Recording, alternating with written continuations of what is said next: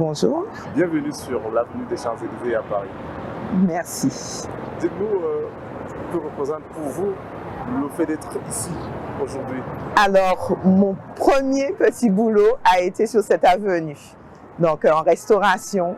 Donc voilà, avant que je rentre à la RATP, avant que je reprenne mes études. Donc oui, très jeune, quand j'étais une jeune maman, avec mon premier enfant, mon premier petit emploi a été sur cette avenue. Il y a 3 ans, vous avez lancé une entreprise de transport VIP. Oui. Aujourd'hui, c'est un aboutissement, le chemin, beaucoup de chemin reste à parcourir. Alors, je ne dirais pas un aboutissement parce qu'il y a 3 ans, j'ai créé mon entreprise de conductrice privée. Le service se développe.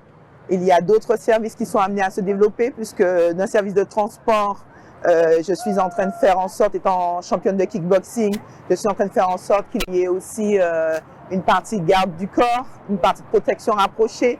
Donc, c'est un service qui est amené à se développer. Encore d'autres et d'autres projets. Donc, en relation également avec des projets aux Antilles, d'où je suis originaire, de la Guadeloupe.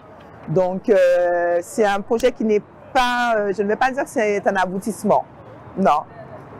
Tout comme une vie, on n'est jamais abouti. Donc, mon projet, tant qu'il y aura de la vie, il y aura de l'épanouissement, on va dire, dans le projet, voilà, et du développement. Justement, dans ce cadre, quelle est la particularité de votre offre? Alors, la particularité de mon offre, c'est que contrairement à certaines sociétés de transport privées, ça ne va pas être une entreprise qui propose des courses. Déjà de 1, nous proposons des traversées, nous proposons un service avenant, un service sur mesure. Donc, on ne s'arrête pas simplement à prendre un client d'un point A à un point B. C'est-à-dire que mes conductrices sont élégamment apprêtées, elles ouvrent le véhicule, elles accueillent les clients, elles installent le client, elles ferment le véhicule derrière et pendant tout le trajet, ou jamais ça a été une demande d'une demi-journée ou d'une journée ou d'une semaine ou d'un mois, comme on a beaucoup pour des sportifs de la NBA par exemple, de l'étranger de Washington ou encore des businessmen étrangers qui nous prennent sur de longues périodes. Ce sont des prestations que nous offrons et non des courses. Pendant les prestations, que le client soit vraiment dans une ambiance cocooning et qu'il soit vraiment à son aise. C'est-à-dire que nous offrons l'eau, le jus, le champagne, les noix de cajou, les bonbons, enfin voilà, la lecture et l'ambiance dans le véhicule est vraiment celui que le client demande.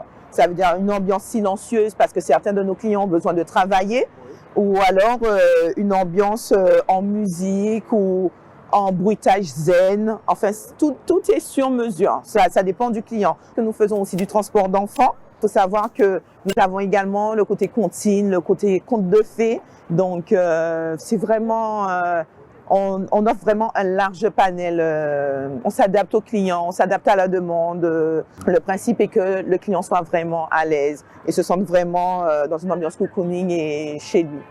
On a de tout comme client. Le businessman français, aussi bien le politique, aussi bien le businessman étranger, le sportif. Mais comme on a également le trajet d'enfants école-maison, ou encore des enfants qui ont besoin d'un suivi où les parents n'ont pas forcément le temps, n'ont pas forcément la disponibilité pour. Donc nous prenons les enfants chez eux, les amenons ou à l'école, les amenons à des rendez-vous spécialisés. Vous savez, des enfants qui voient soit des psychologues, soit de l'orthophone, qui ont besoin d'orthophonie.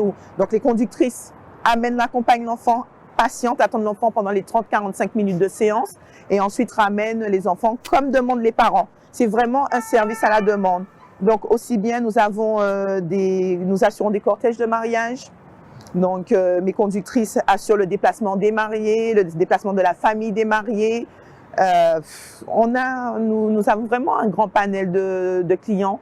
Nous avons des enterrements de vie de jeunes filles, des enterrements de garçons, des déplacements pour un échappatoire pour un week-end, pour quelques copines qui veulent se déplacer en groupe, mais ne veulent pas forcément prendre la voiture ou quoi pour faire la fête. On a vraiment de tout. Une demande. Quand on regarde votre parcours, il y a des mots qui reviennent.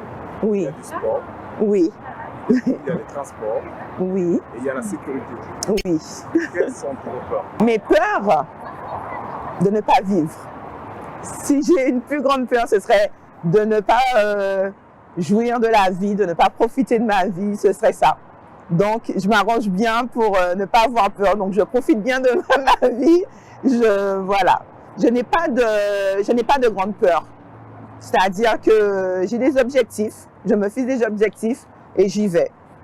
Donc, si je devrais dire une peur, ce serait, comme j'ai dit, de ne pas vivre, de ne pas faire. Voilà. Ce serait ça pour moi. Je n'ai pas peur de l'échec. Au contraire, pour moi, l'échec, ce serait de ne pas faire. Mais le fait de faire et de ne pas y arriver, ce n'est pas un échec. C'est au contraire, on tire une énergie, on tire une expérience qui va toujours servir pour un projet. Même si ce n'est pas celui-là, ça en sera un autre. Okay. Aujourd'hui, il y a plein de femmes qui vous regardent Oui. et qui souhaiteraient également se lancer dans l'entrepreneuriat. Oui. Elles hésitent. Ah, faut pas qu'elles hésitent. Il ne faut pas qu'elles hésitent. Comme je dis, tant qu'on n'a pas fait, tant qu'on n'a pas tenté, tant qu'on n'a pas essayé, on ne peut pas savoir. Il faut y aller. Si toutes les femmes, moi, je les incite à y aller.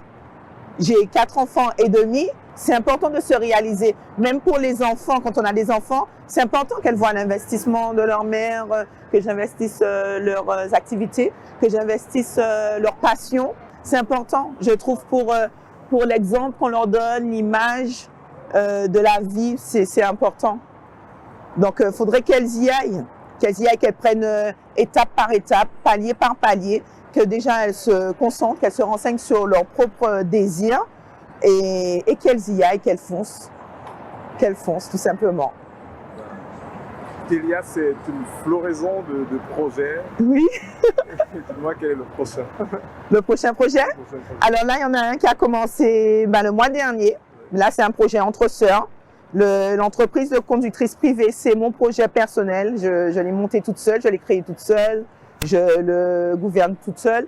Mais là, j'ai commencé un projet avec mes sœurs. Nous avons commencé une construction d'une maison pour personnes âgées, donc vue sur mer en Guadeloupe. Pour les gens qui auront les moyens de louer l'emplacement. Oui, mais ça reste... En termes de qualité-prix, le rapport qualité-prix. Ah ben déjà la qualité de vie en Guadeloupe, vue sur mer, vous imaginez bien que ce sera une belle qualité de vie. Donc en termes qualité-prix, ça reste très abordable. Je vous remercie. De rien, merci à vous.